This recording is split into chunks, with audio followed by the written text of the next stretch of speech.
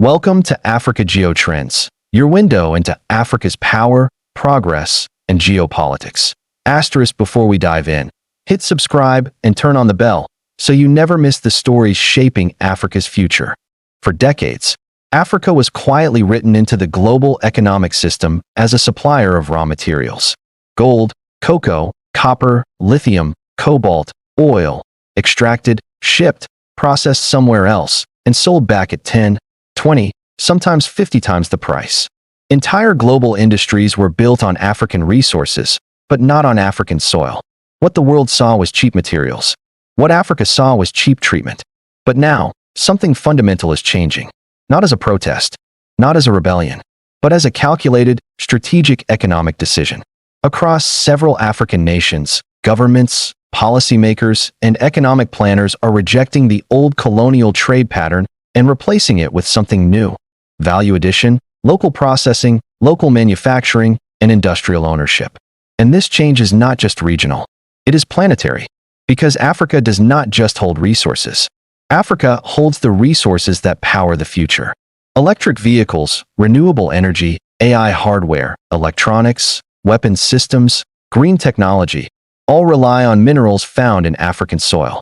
And when Africa stops exporting them raw, the entire global system has to adapt. This is not just Africa rising. This is Africa restructuring the world economy. For decades, raw export was sold as development. Governments were told that exporting more minerals, more oil, more cocoa, and more timber would bring prosperity. What actually happened was dependency. Reliance on global commodity prices. Dependence on foreign processors. Dependence on foreign industries. Then came a realization. Exporting raw resources makes you rich only for a moment. Controlling what happens to them makes you powerful for generations. That's where value addition comes in. Value addition means turning raw minerals into refined products locally. It means transforming cocoa into chocolate, lithium into battery components, crude oil into petrol and plastic, bauxite into aluminum, and rare earths into magnets and electronics parts. And now, African nations are finally putting their foot down. Zimbabwe shocked global mining giants when it announced restrictions on exporting raw lithium. The government made it clear, you cannot come, take lithium, and leave value behind. If you want Zimbabwean lithium, you must build processing plants. You must create jobs. You must transfer skills. You must contribute to industrial development.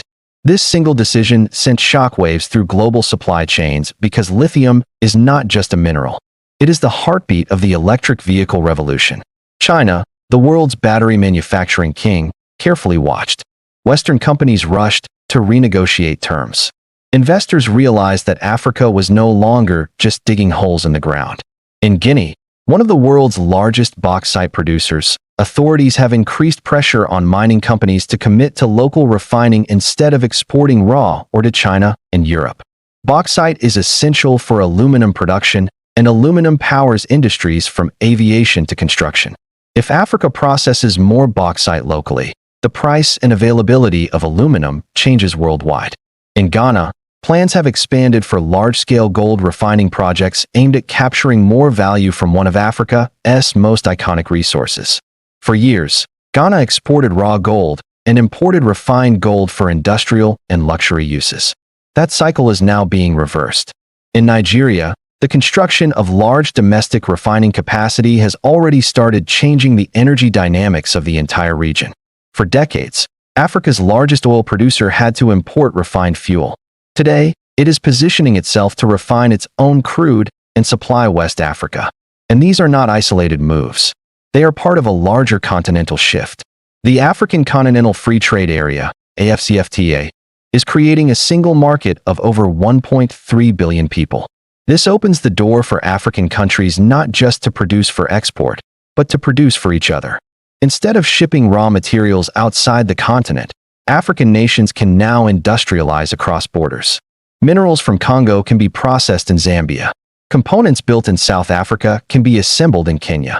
Finished products can be sold across the continent without heavy tariffs. That is not just trade. That is industrial architecture. And this is where controversy enters. Because when Africa adds value locally, other nations lose. Factories in Europe and Asia that relied on cheap African raw materials now face higher costs. Supply chains built on African dependency now have to negotiate. Countries that built entire industries on processing African resources face increased competition from Africa itself. This creates tension.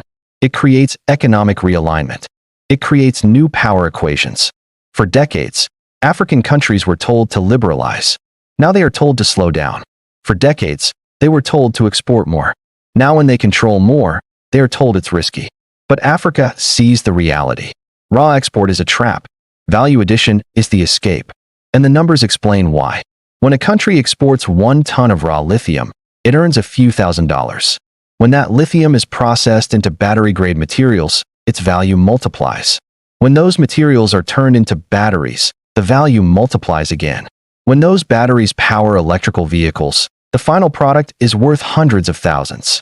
In that chain, Africa was always at the bottom. Now Africa is climbing upward. This shift is not just economic, it is psychological. It signals a new mindset. Africa thinking long-term, not just surviving short-term. And global powers notice.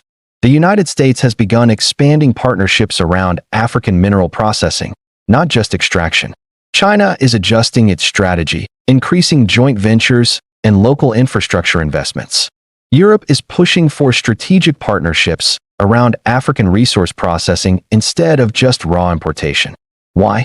Because access no longer comes automatically. It must be negotiated. This is the power shift. Africa is moving from resource owner to resource controller. That's a huge difference. Resource owners sell. Resource controllers decide. And that shift has implications beyond economics. Local processing means local jobs, local factories, local industrial skills, local technological ecosystems. This means engineers instead of only miners, technicians instead of only laborers, innovation instead of just extraction. It means African economies becoming more resilient, less dependent on raw commodity prices, more anchored in production and industry. It also means Africa becoming a center of manufacturing growth over the next 30 years as Asian labor costs rise and Western countries look for new production bases. Africa is no longer being positioned as the next sweatshop. It is positioning itself as the next manufacturing frontier on its own terms. This transformation also challenges old political dynamics. When African nations control their processing industries, they control taxation. Revenue stays within the country. Investment multiplies internally. Infrastructure grows from local industry needs, not foreign demand. It changes how states fund education, healthcare, and social development. And over time, that changes geopolitics. Because economic power is political power, Africa's value addition push is not just about money. It's about dignity, control, and historical correction. For centuries, wealth flowed out of Africa. Now Africa is building systems to keep wealth in. This is what makes the story controversial. And this is why it's attracting global curiosity. Investors want to know which African country will become the manufacturing hub of the future. Governments want to know, how will this change trade relationships? Young Africans want to know, will this bring jobs and opportunity? The answer is unfolding in real time. Some countries will fail. Some will succeed. Some will lead. But the direction is irreversible. The raw export era is fading. The value addition era is rising. And this matters because the 21st century economy is not driven by who has resources, but by who controls what happens to them. Africa has the raw materials of the future. Now it is building the factories of the future. And as this continues, global economic power will not just shift east or west. It will shift south, to Africa. You've been watching Africa Geo Trends, where Africa's moves shape the world. If you haven't already, subscribe now and stay ahead of the next big story.